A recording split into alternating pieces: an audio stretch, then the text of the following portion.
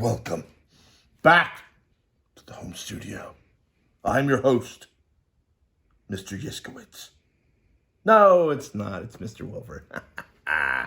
All right, 4th and 5th graders. First project of the third 9 weeks. A little West Virginia history going on in this whole situation. I think it's very important that we know things about our state. So if you'll look here, it's called the Symbols of West Virginia. And there are 6 different things you're going to have to draw. Our state animal, which is a black bear. Our state bird, which is a cardinal. Our state butterfly, which is a monarch. Our state fish, which is a brook trout. Our state insect, which is a honeybee. And our state fruit, which is the golden delicious. Now, I didn't put the rhododendron in there or anything like that, just because I thought these were pretty good. Now, when you do this, you don't have to, but you can write the words Symbols of West Virginia if you want. That would look really cool if you do. And when you do these, you can do them in your style. If you want to make them look more cartoony than you do realistic, that's okay with me. Okay, I don't care. I mean, if you wanted to do, say you wanted to do your black bear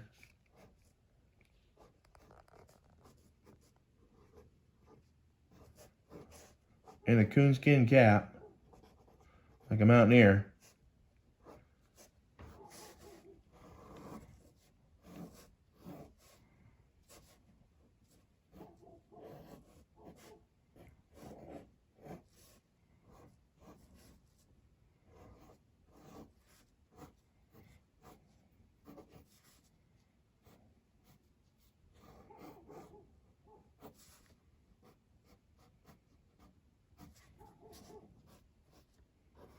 give it a big thumbs up.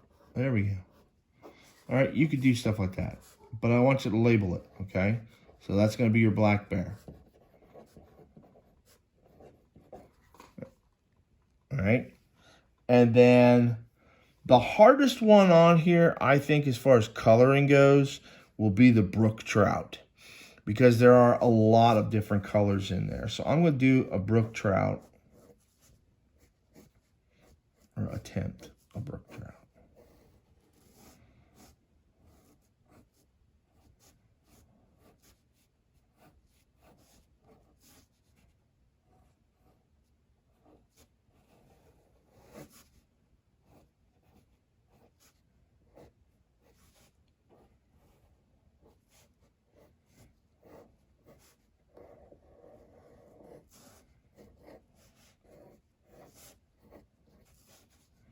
All right, now, the thing about the brookie is it's got like multiple colors with it.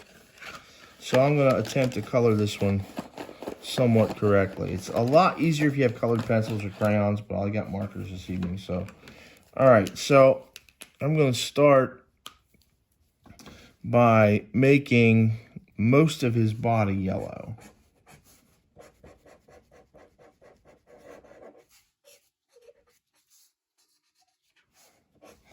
Now I need to make this part up here all yellow because I'm going to add a green to that. It's going to make it a light green, okay? Now, the brookie has some orange on his tail.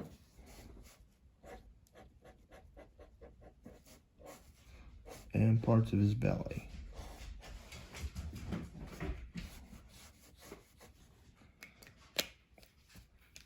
Brookie's got red down here on his belly. Lots and lots of different colors to a brook trout.